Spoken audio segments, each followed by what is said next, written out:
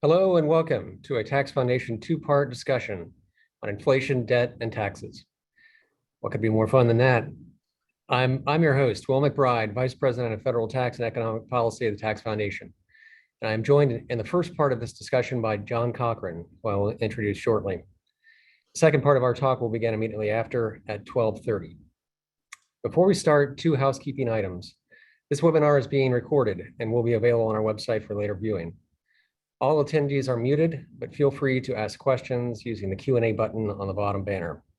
Please include your name and organization when asking questions and specify the panelist your question is directed to. Throughout the pandemic, we've all experienced shortages of certain goods and price hikes. About 1 year ago, the price hike started to show up in standard measures of inflation, including the Consumer Price Index, which tracks prices for a basket of goods and services. After hovering around 1 to 2% in annual increases for several years, the CPI ticked up 2.6% last March, 4.2% in April, and 5% in May. Economists at the Federal Reserve in the administration and elsewhere described it as, quote, transitory and the result of temporary supply chain issues, predicting inflation would come down by the end of the year. Instead, inflation continued to climb higher and reached 7.5% as of the latest reading, the highest rate of inflation in 40 years. Very few economists predicted this. Essentially, after 40 years of low inflation, most economists were focused on other issues. One of the few who saw it coming was Larry Summers, former Treasury Secretary under President Clinton and Director of the National Economic Council under President Obama. In February of last year, Summers wrote an op-ed in the Washington Post warning about the size of the $1.9 trillion American Rescue Plan that was under consideration in Congress at the time.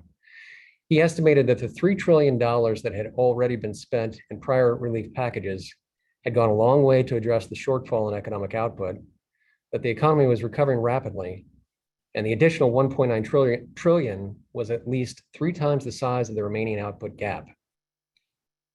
Further, he estimated the American Rescue Plan would boost benefits and tax credits about $150 billion per month, about 5 times the decline in wages and salaries resulting from the pandemic.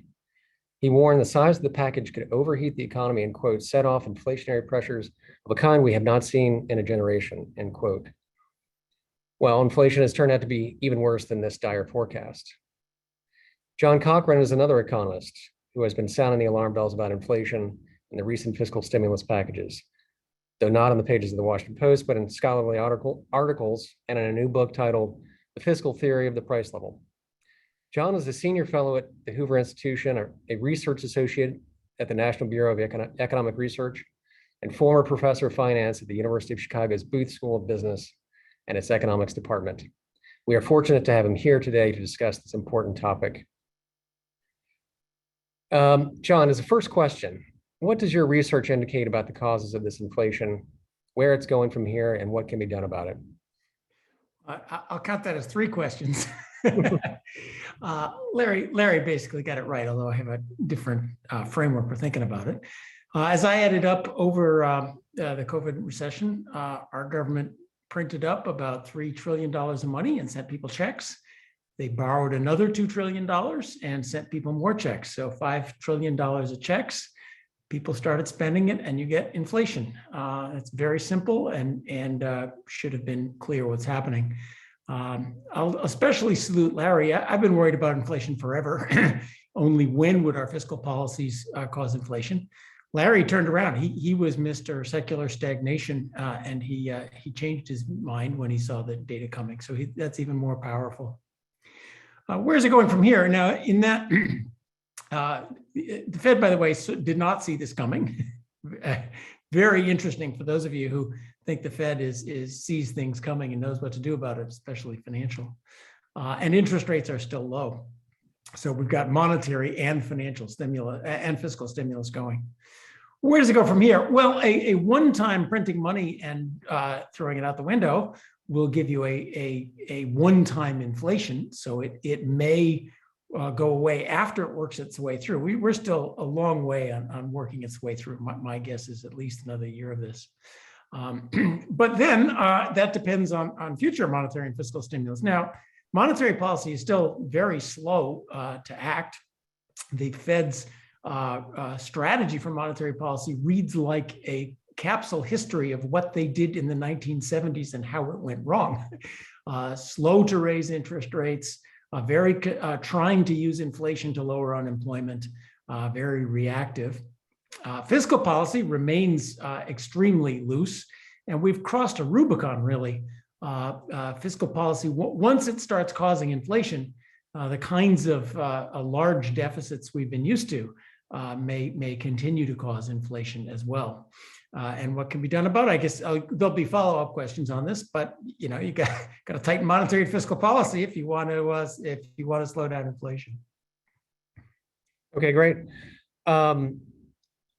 Now, just this interesting idea, but I think you've been faced with these questions before. But what about the history of inflation in the United States and certain episodes, recent episodes of fiscal and monetary stimulus, such as 10 years ago, that did not result in any appreciable inflation? Or, for instance, the Tax Cuts and Jobs Act of 2017 was a large tax cut on the order of $1.5 trillion over 10 years, and yet did not create inflation. How do you explain those episodes? Well, I think your larger question is good, and those of us who don't remember, we should go back and remind ourselves of the 1970s and how things went wrong, the 1980s and how inflation was conquered, not just by monetary policy, but also by a big fiscal reform. This is tax foundation after all. The 82 and 86 tax acts had a lot to do with it, along with microeconomic deregulation. So that history is important. And the histories of dogs that didn't bark is important. While we had fiscal stimulus in 2008, 2009, as you mentioned, it didn't seem to do anything for inflation. I was worried about it. I was wrong. Why? I think there's quite a few forces that tell you why we got inflation this time and didn't get it last time, although with, I'll admit, some ex post hindsight. First of all, the size, as Larry pointed out, 5 trillion is a lot, and even 1 trillion is a lot less than 5 trillion. The nature of the economy, I think there was a fundamental misdiagnosis. You can say in 2008, 2009, there was deficient aggregate demand. I don't know what that means, but that's vaguely plausible. The economy was falling not because of lack of aggregate demand. It was closed down because of a pandemic. It's from an economic point of view, it's like a big snowstorm. We did not just need people to have more money to reopen bars, restaurants, and airlines. They weren't going out in the first place, and it was locked down. So I think a fundamental misdiagnosis of the problem, heaping stimulus on an economy that did not need stimulus. It needed insurance. People who were hurt needed the government to help them. That's right. But we didn't need to send checks to everybody to stimulate the economy. So it was at the wrong time. There's it matters who gets the money and how. So sending checks to people is different than buying things. And it does matter that the Fed essentially printed up money, increased reserves rather than just borrowing treasuries. But I think the big difference is, so I'll put my fiscal theory hat on, inflation comes from overall amount of government debt relative to people's expectations. Will that debt get paid off sooner or later? And we crossed a Rubicon here that if I can reuse that metaphor, that people don't think that debt will be paid off. Now, why? If you just go to politicians' statements, we all make fun of politicians, but let's believe them for once. And in 2008, 2009, they said, deficit now, stimulus now, close the deficit later. No one was even saying that this time around.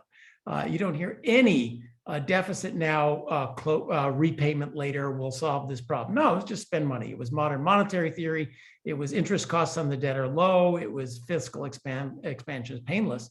So I think that's one clue, but I think this was a time when people think that that debt won't be repaid and therefore get rid of it now, drive prices up.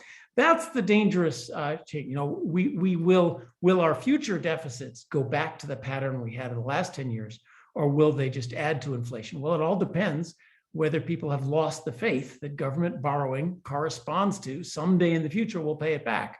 Having lost that faith for a bit, I think there's some worry that that faith is gone forever.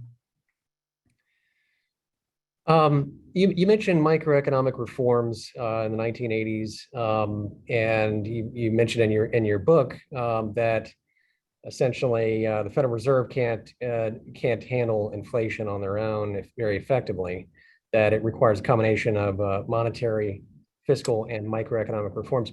Could you elaborate on that, and particularly what microeconomic reforms you're thinking about? Yeah. So suppose inflation keeps, now we may get lucky. I may be wrong. Larry may be wrong. The Fed is still kind of counting on almost all of this is going to go away on it. So they don't use the word transitory anymore, but you look at their forecasts and it just melts away on its own, sort of like snow in the springtime. And maybe we got to raise rates 1 or 2 percentage points to clean up the last bits, but they're not counting on it going on forever. But let's suppose that this is replaying the 1970s. They are late to the game. Inflation keeps going, and we're here a year or two from now with 7-8% inflation still in place. What do we do about it? Or suppose they raise rates a little bit, we get a little bit of a recession, they back off, inflation gets even bigger. We're very much that scenario seems to me not implausible. So let's get to the time when we have a serious inflation and we need to do something about it. What do we do about it? Yes, so the Fed will eventually try to replay 1980. One of my worries, I don't think anyone believes they'll do it now, a sharp, sustained increase in interest rates that causes a recession. That's the Fed's toolkit. So will the Fed do that? Will Congress let the Fed do that, raise interest rates sharply and persistently in such a way that causes a recession? The Fed has a very blunt tool when it comes to stopping inflation, and that's what it is. But it'll be not just politically harder, it'll be fiscally harder. This time we have 4 times the debt outstanding that we did in 1980. So if the Fed raises interest rates, that's going to really explode the deficit now. And worse, our inflation is fundamentally, I think, caused by fiscal policy. So when the monetary policy makes the fiscal policy problem worse, it can actually make inflation worse. We've seen this in Latin America. Brazil has had this experience. They have inflation caused by too much fiscal policy. They raise interest rates. That makes the deficit worse, and the inflation gets even worse. So it's not even clear. The Fed, we all have this view that higher interest rates mechanically lower inflation.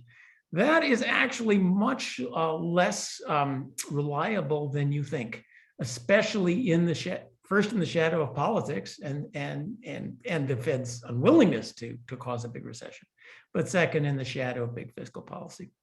Now you look in a bigger sense, how do inflations get successfully contained?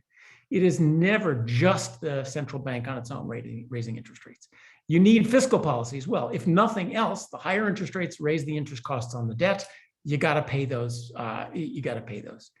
When the fundamental inflation was caused by too much loose fiscal policy and people losing faith in government debt, you got to cure the fiscal policy problem as well. And you can't just raise tax rates.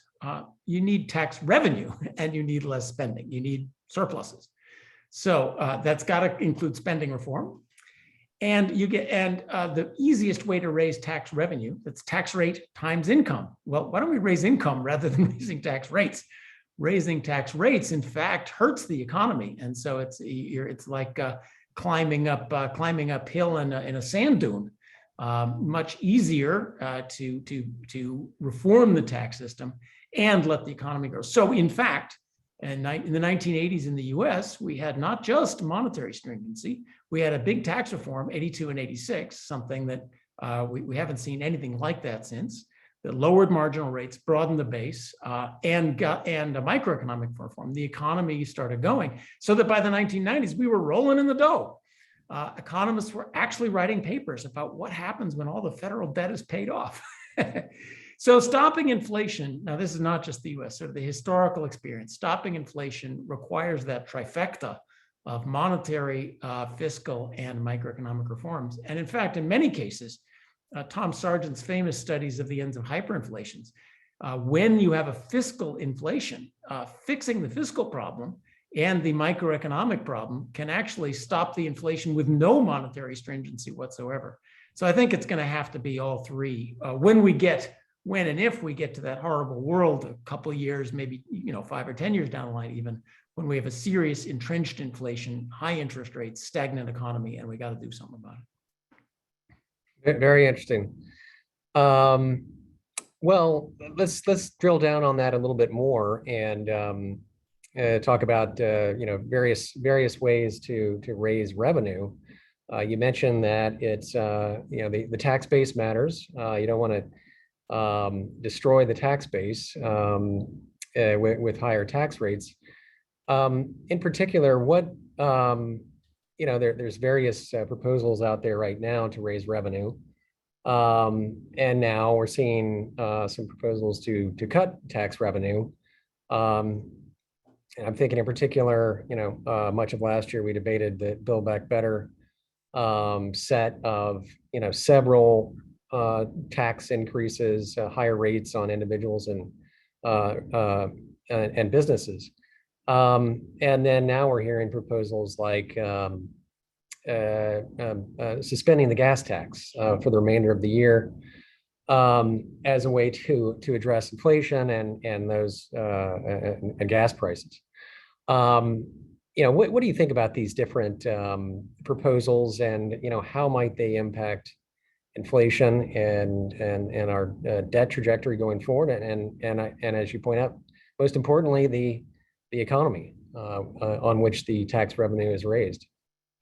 Yeah, a lot of this is the gas tax is kind of funny, isn't? I thought the entire policy was to raise gas prices in the name of climate change, except if gas prices go up. All of this is fiddling around at the edges when we're talking about the kinds of long-term growth we need.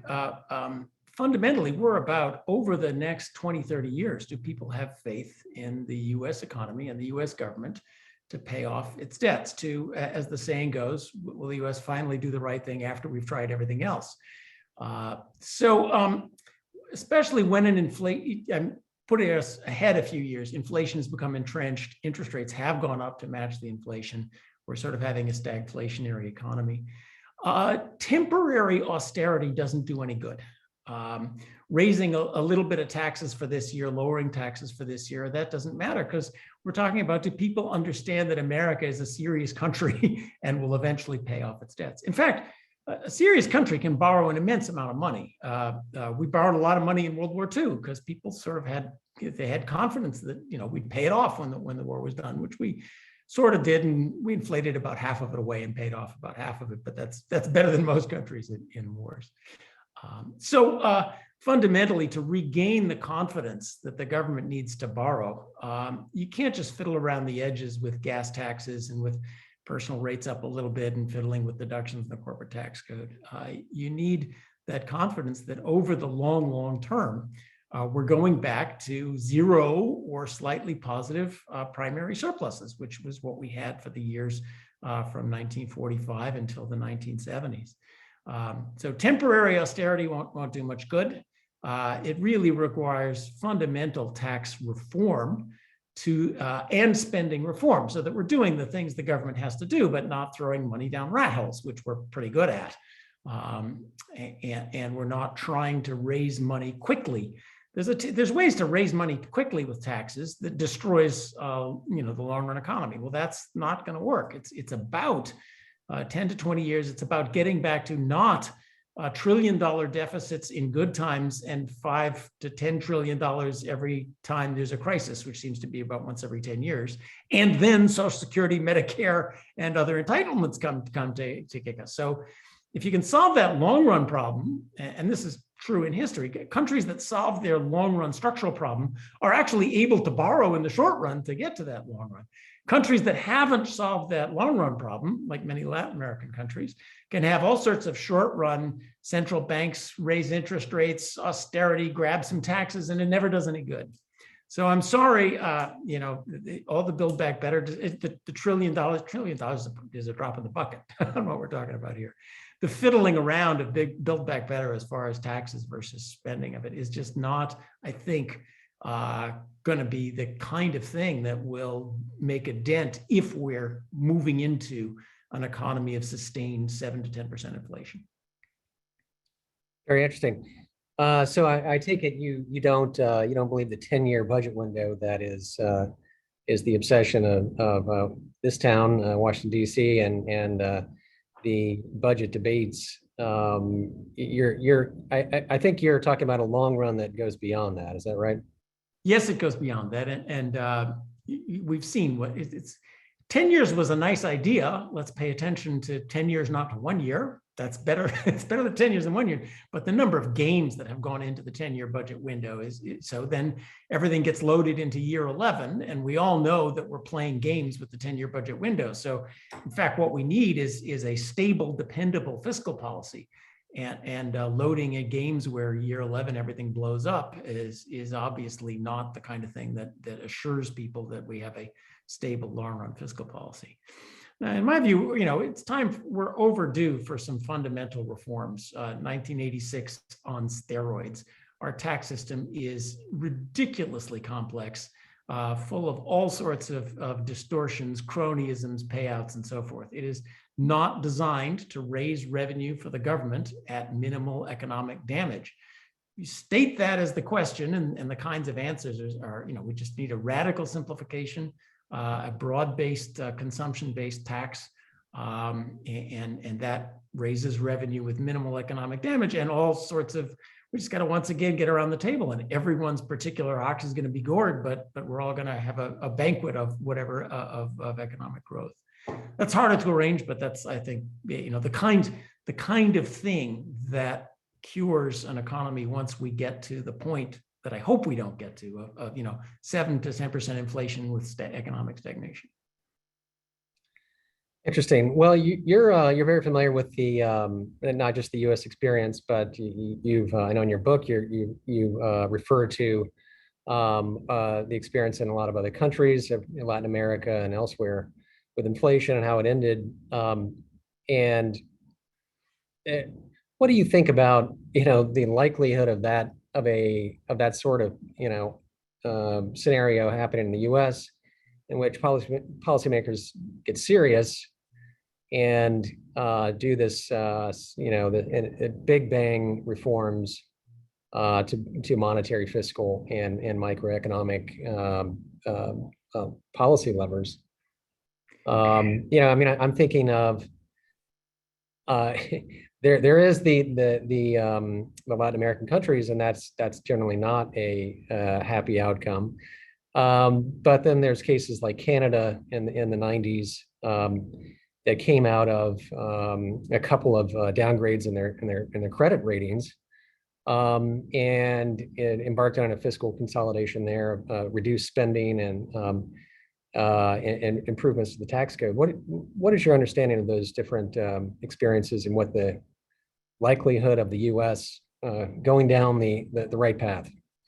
Well, if there's one thing harder than economic forecasts, it's political forecasts. That might be even harder than stock market forecasts, which are hard. So, and I'm not an expert, but now I get to pontificate. This is not just a question of inflation. This is a question of the kinds of things you guys study. We all know the U.S. is on an unsustainable fiscal path, and that can end in inflation, that can end in default, sort of a debt crisis. And in the U.S., even a default or an inflation would not solve our problem, because our problem is future spending promises that are way beyond the U.S. government's current taxing ability. We have a European welfare state, and we don't have a European tax system. So you're going to choose one of the two.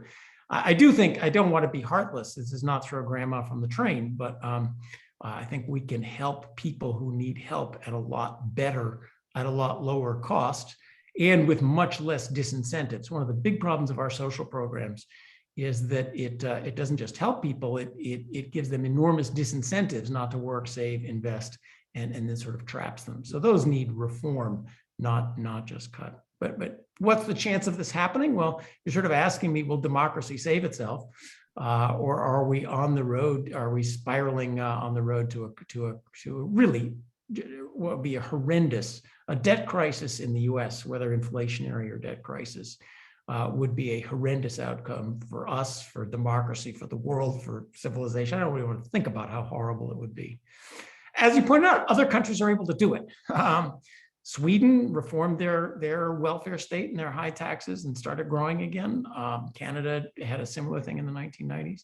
It's possible. Many countries don't do it. Argentina, tries and tries, and every time they go back to the same thing and blow up again to terrible, long-term consequences. So I still have, hope that there are so many good people like yourselves who have embraced cause and effect thinking, not magic, and it'll all go away, and that our institutions are strong enough to do fairly obvious. I haven't said anything tremendously that, every bipartisan commission that looks at this doesn't say, here's how we got to fix this problem. So it's a question of politically, can we hang together and do what needs to be done? Now, sometimes things need to get bad first. It took the 1970s to produce the economic reforms of the 1980s. And things had to get pretty darn bad before we were willing to pitch in and do that. So maybe they'll have to get bad again before that happens. And maybe they won't get bad and we won't need to do it. Yeah, well, on that, I was looking at the history of the 1970s and measures of inflation, and I was noting that the increase in the CPI was quite dramatic over the last year, about I think 6.6% over the rate of increase last year, and we haven't actually seen that jump in the CPI to that degree since 1974. Actually goes way back into the early 1970s, and that was the beginning of many years of high inflation. So I do hope that we have learned something from that episode in the 1970s, and if we got a couple more minutes, I don't know if you can just warn us, remind us of the lessons of the 1970s. There was experiments with price controls and things like that. What are the big lessons for the 1970s? Yeah, and it's kind of sad to see so many of them, things that are just taught to undergrads now are forgotten in all around. I do think, let us collectively get around the tendency of spin narratives and fallacies. It's really sad to see inflation dismissed as, oh, it's just a supply shock. Gee, where did I hear that before? 1973. Oh, it's the hoarders, it's the price gougers, it's the monopolists, it's greed. Actually, I had an interesting exchange with my friend, with a friend.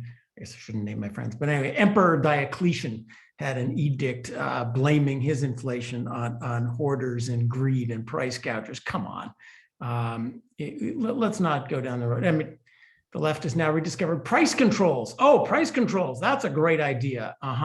That's exactly, it works so well for rent control in New York, and it worked so well in the Soviet Union for 50 years. Let's try that one again. So there's this desire to spin everything to the current narrative. It's kind of funny that Build Back Better, which was designed as a set of social programs, suddenly got respun as an inflation fighter. Come on, let's all get serious. I think that getting serious about this and not saying things we all know are fallacies would help the public discussion to get around to what, the simple reforms we need to do for fiscal sustainability, which is what underlies our current inflation. Our current inflation issues are fiscal. So once I say fiscal sustainability, you all know what needs to be done. Let's get serious, guys and gals. This is America. Well, thank you very much, John. And I really appreciate your expertise here. Decades of expertise and scholarly work you've done in this area. Thank you for sharing your wisdom here. And continuing with the theme of fiscal responsibility and the federal budget, we have a couple of really on-target experts to discuss further these issues in the next half hour.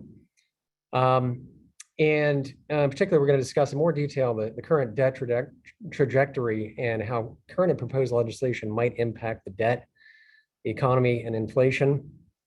Joining us are two budget experts steeped in today's complicated budget process and the current negotiations. Mark Goldwine is the senior vice president and senior policy director for the Committee for a Responsible Federal Budget, where he guides and conducts research on a wide variety of topics related to fiscal policy and the federal budget. Previously, Mark served as associate director of the National Commission on Fiscal Responsibility and Reform, the Fiscal Commission, and senior budget analyst on the Joint Select Committee on Deficit Reduction, the Super Committee. Those are some of the committees that John Cochrane was just referencing. We also have Garrett Watson, a senior policy analyst at the Tax Foundation. Garrett conducts research on federal tax policy and has spent a great deal of time over the last year sorting through the budgetary and economic impacts of the Build Back Better tax and spending package, including through use of the Tax Foundation General Equilibrium Model, which I'll remind you is at its heart, a long-run economic model addressing the issues that John Cochrane was referring to. Garrett's work has been featured in the Washington Post, the Atlantic, Politico, the Associated Press, and other major outlets. Let's start with a question for you, Mark. Can you put the current debt situation and trajectory into context? How do the recent deficits compare historically, and what is the debt outlook under current law and potential new law? So we like to measure debt relative to the size of the economy. If you have more income, you can afford more debt. Historically, debt has averaged maybe half the size of the economy, 50% of GDP. Back in World War II, we very briefly ran up the debt to just above 100, 106.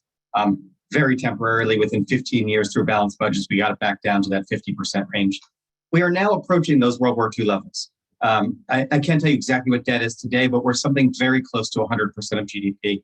Under our projections, we'll be at a record within a decade, and that's under current law. If we enact legislation that adds to the deficit, for example, some of the versions of Build Back Better or extending the 2017 tax cuts, we'll be well above that, bringing debt to really unprecedented levels. As for our deficits, they are actually coming down. We had 2 years of very high, $3 trillion a year deficits.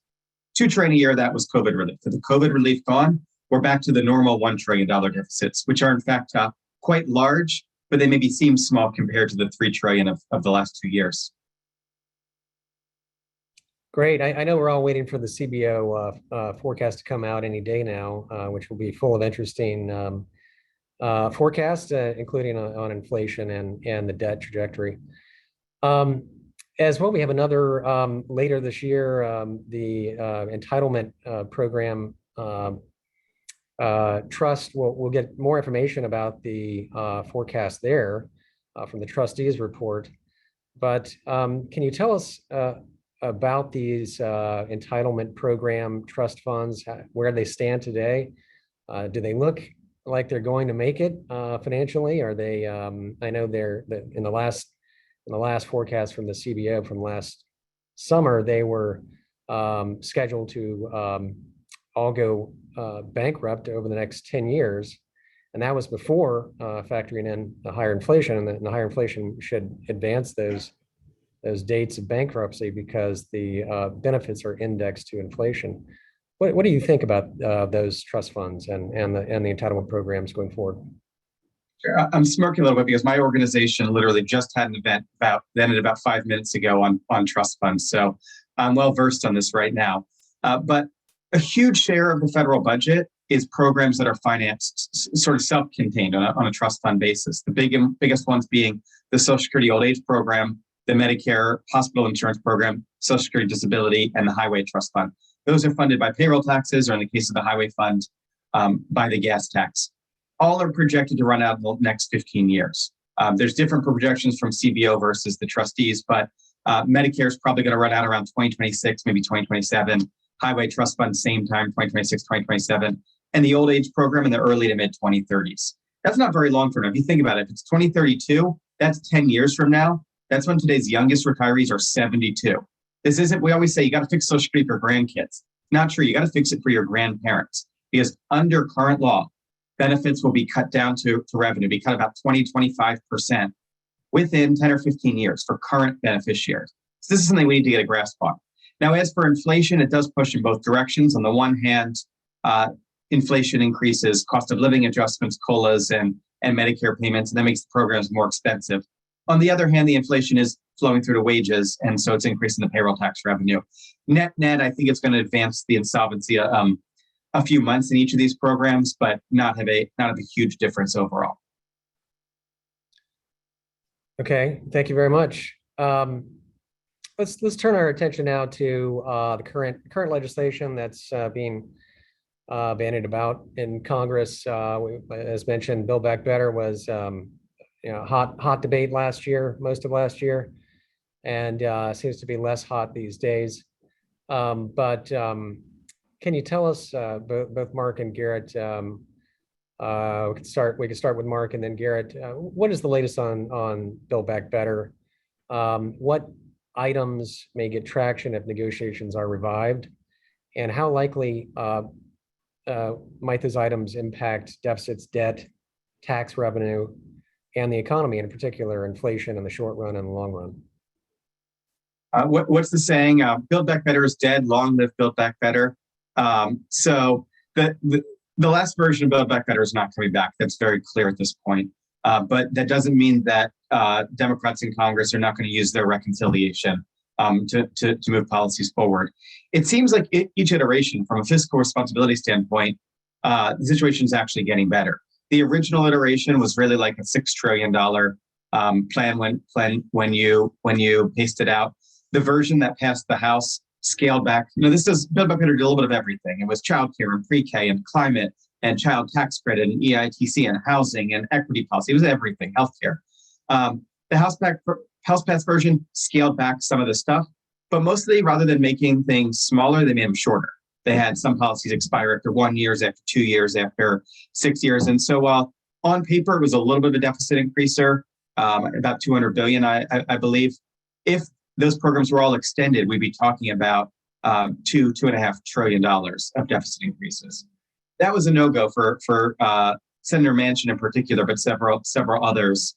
And so now it seems like they're back to the drawing board with something that, if it does come back, is going to be truly fiscally responsible. There's even talk in the press of it being deficit reducing. And so what do I expect to happen? I don't have a crystal ball, but it seems like there's broad agreement on the climate provisions for the most part. It's about $500 billion.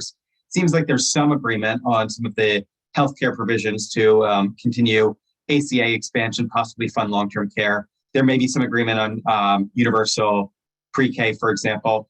Some of these pieces may be in, lots may be out. And then in terms of the pay-fors, they're looking at drug savings. They're still looking at a lot of tax increases. May or may not be the same as Build Back Better. I do expect if there is something, it's going to be deficit reducing, at least on paper, and not have a lot of these gimmicks. But it's too soon to know if there will be anything at all and what exactly is going to be in it. Okay, Garrett? Yeah, I thought that was a good summary by Mark, summarizing where we're at with Build Back Better. Just to give a little bit of context on the package that died in the House in terms of inflation and what we were looking in terms of the deficit picture.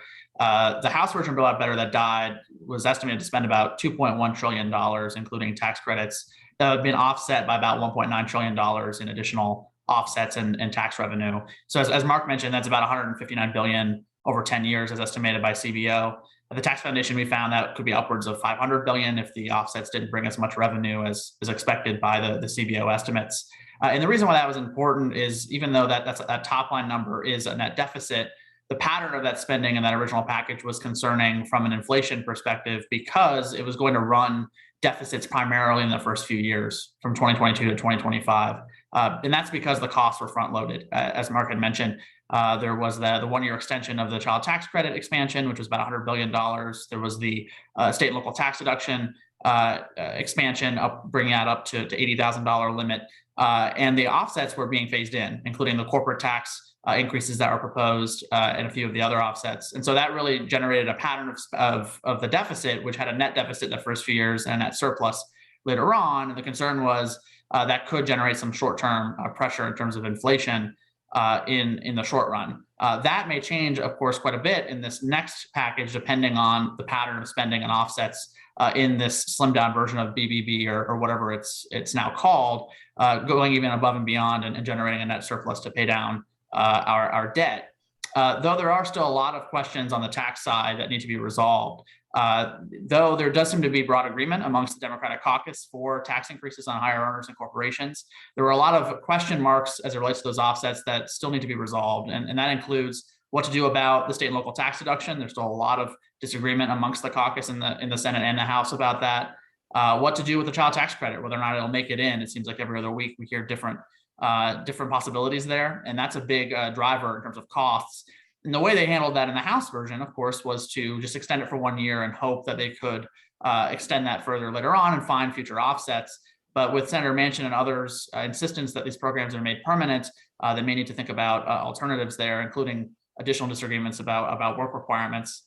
And then, of course, you have other sort of smaller details, including the final design of the various international tax provisions and corporate tax hikes, including the tax rates for the international profit shifting related taxes, including GILTI and FDII.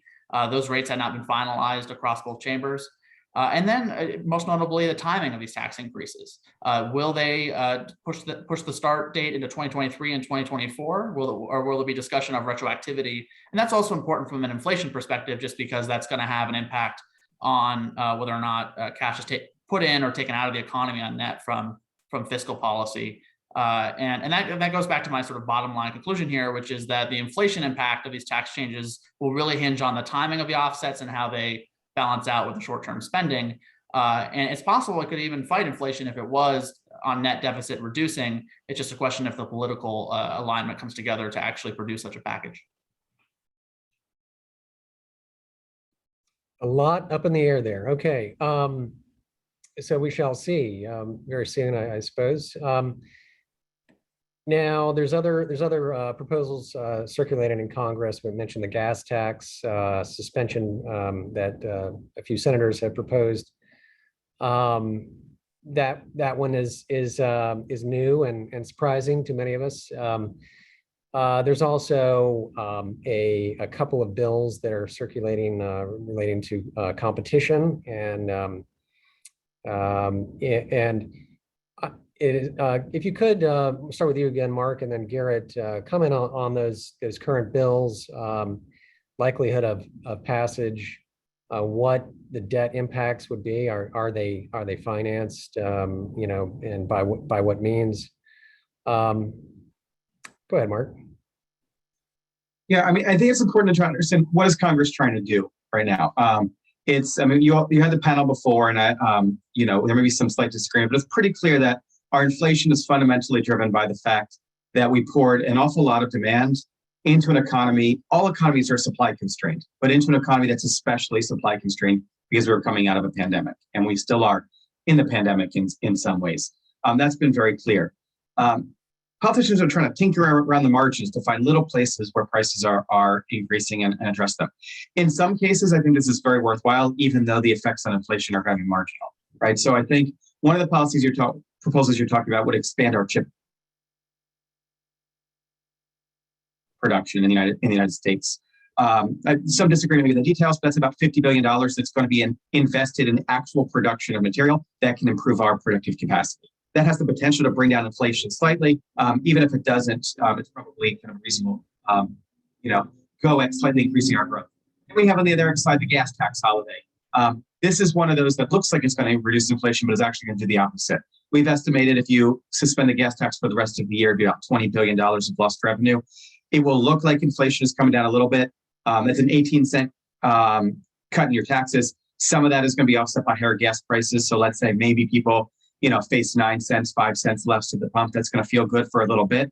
But meanwhile, that's going to actually boost demand and boost the underlying inflation drivers. And when the gas tax comes back in 2023, I expect inflation would actually be higher than otherwise would. And so all of these policies, I think, are going to add some cost. Some may help inflation on the margins, some may hurt it on the margins, but they're not the big game here. Yeah, I think Mark has that right in terms of the marginal impacts on the variety of these proposals. And as John had said in the earlier session, right, a lot of this is the longer term structural issues that need to be addressed institutionally to restore confidence in our fiscal policy. One sort of related set of proposals that has been getting some attention back and forth over the last month in particular has been what to do about the state of certain pandemic relief proposals or provisions that were in law that have expired. One more specifically that has come back is bringing back in some version the employee retention tax credit to cover either the last 3 months of 2021 retroactively because it was used as a pay for the infrastructure law that was passed last year, or even extending it further into 2022, because despite the fact that we are getting back into some sense of normalcy in a lot of places post-Omicron, there is still a lot of concern amongst policymakers about the state of certain service industries and restaurants and others. And there has been some discussion about a more narrowly targeted package of pandemic relief. The challenge there, I think it's twofold. One is that runs headlong into this question of the economy's capacity, and are we in a position to be providing even more relief in an economy that may not be able to handle it from an inflationary perspective. And second of all, of course, is that sustainable? There was a really robust discussion early on in the pandemic about what that relief was trying to do. And originally that was meant to be a short-term stopgap as an effort to preserve businesses, to prevent them from collapsing from a mass wave of bankruptcies that would cause suffering not just on employers, but workers. But the expectation was that would be temporary. And we really did need to grapple with, and policymakers have to grapple with, if this is a new normal, if COVID is endemic, what does that mean in terms of support for industries that will be affected the most? And that's going to come more concretely when we think about whether or not to extend or expand certain pandemic-related provisions that are expiring or have already expired. So I expect that discussion to continue, and there are several places in which that could come up over the next 8 to 10 months. And so that could, especially depending on what happens with Build Back Better, become a bigger part of the tax discussion as well, because so much of those benefits were administered through the tax code.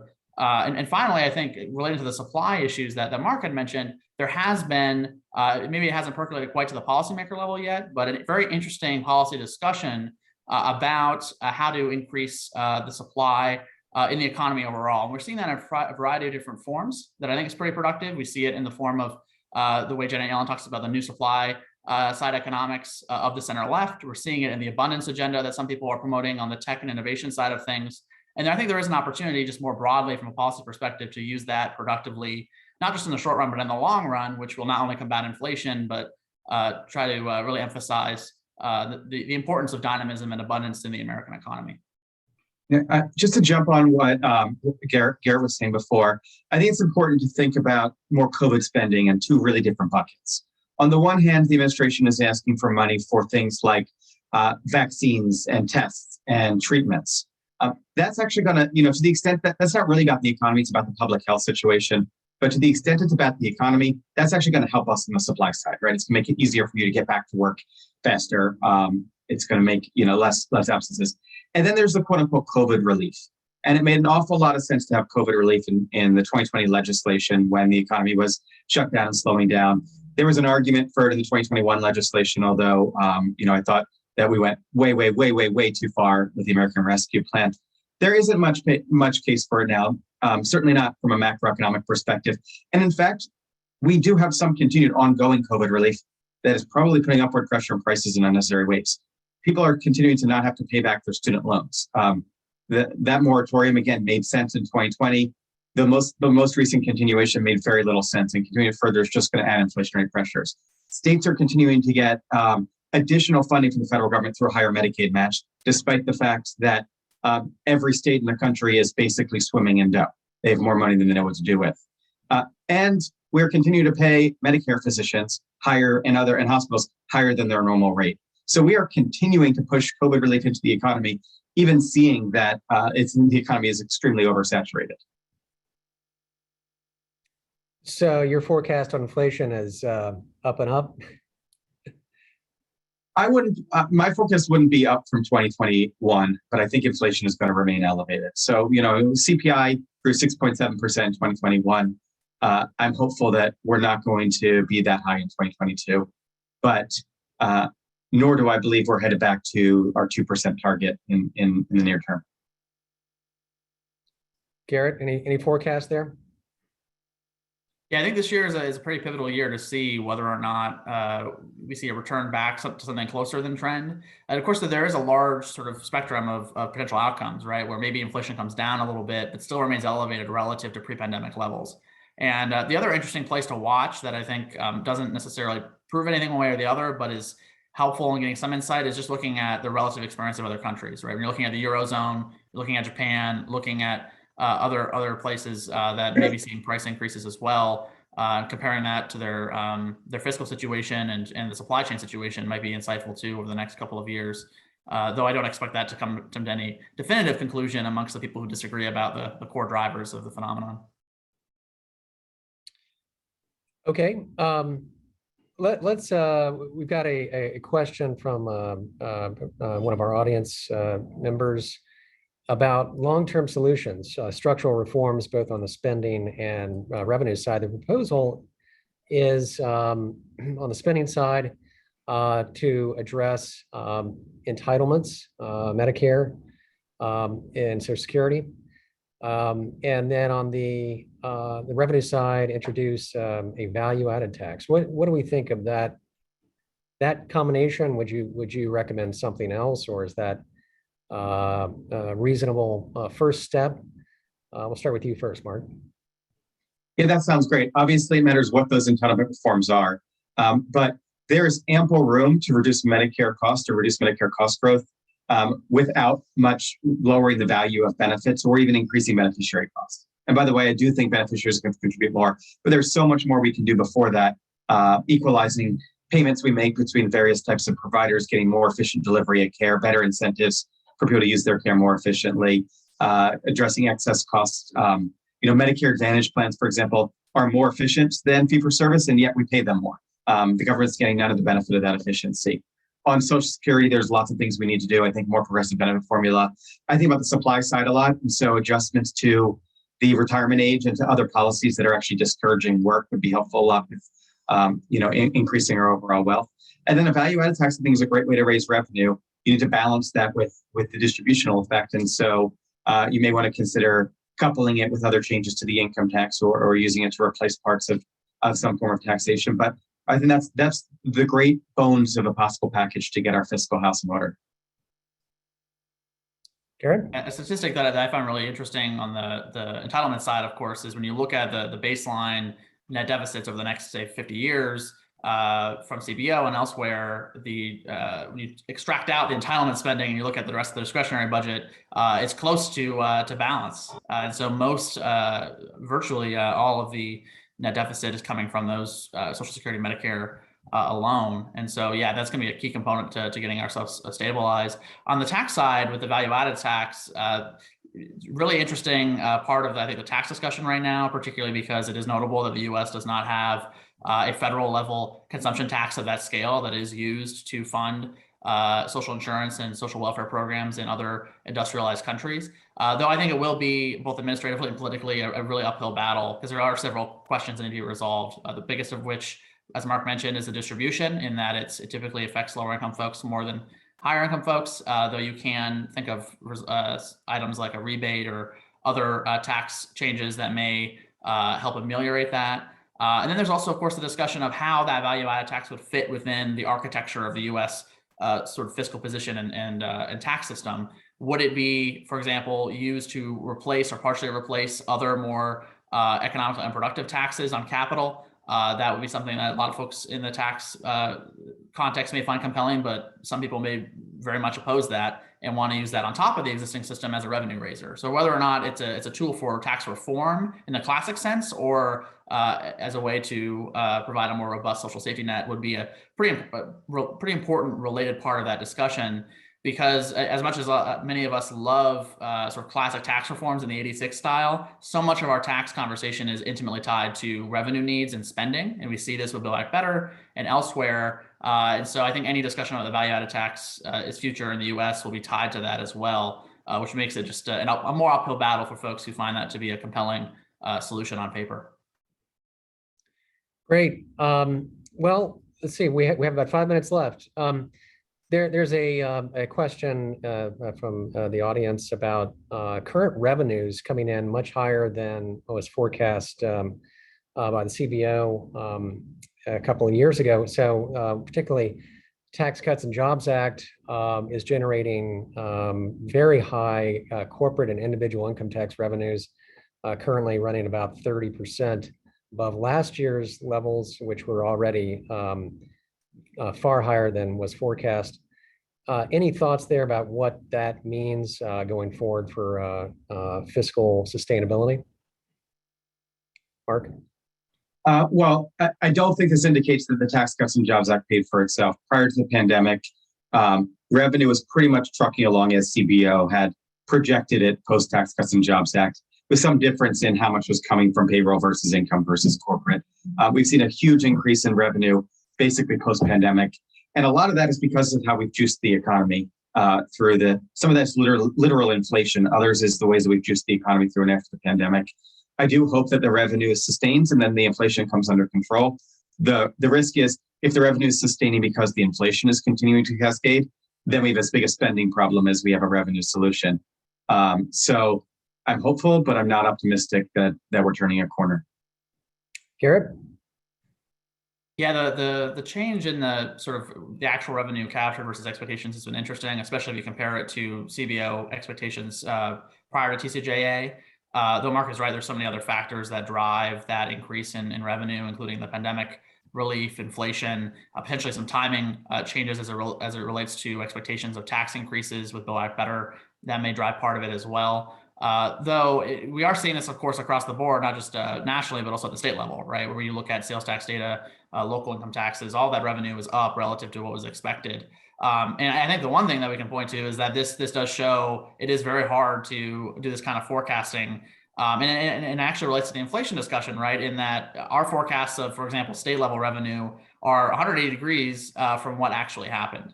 And that shows that there's a lot of uncertainty about these types of things. And if there's a negative downside risk to being wrong, that's a good case to take up the precautionary principle. And that's especially true as it relates to our debts and deficits.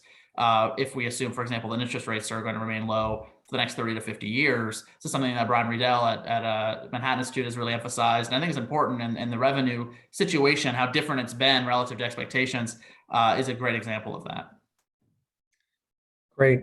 Okay, in the last 2 minutes, very, very briefly, starting with you, Mark, and then Garrett, what do you think is the big lesson from this last year of discussion of Build Back Better? And the whole episode, and what does it mean going forward in terms of fiscal sustainability and the underlying economy? Well, that was like 18 questions. So I'm just going to answer the question that I want to, which is the big lesson is don't overlearn the lesson from your last experience. I think that the whole last 2 years was overlearning the lessons of the early Obama era, that advocates thought Obama didn't go out hard enough on the ACA, they didn't do enough to stimulate the economy. And so they went in overdrive this time and probably overdid it. So I think the lesson is you need to take lessons from a long period of experience and not just go with the last incident you had. Garrett?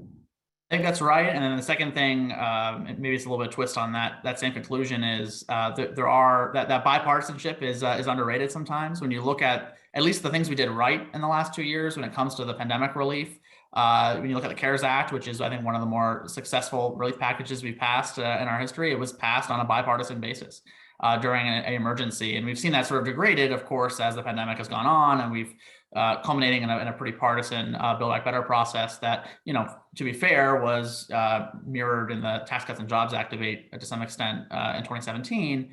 And so, coming back together, if we want to do some sort of tax reform, whatever that looks like, that will also have to, I think, share in that commonality with the CARES Act. And while that's hard to do, and a lot of folks either are cynical about the possibility of bipartisanship on some of these issues, it's going to be really important, not just on the tax side, but on the spending side as well. Excellent. It's always nice to end on a positive note of bipartisanship. We're at the top of the hour, and I think we've covered a lot of ground here. And reminding you all that this is recorded and accessible for everyone. We'll have it on our website soon enough. And I want to thank all of our panelists today. It's been an excellent discussion, and I think that this is a topic that will be more and more important as we continue down this path for the rest of the year. And appreciate everyone's input here. Thank you all. And until next time, take care. Thank you.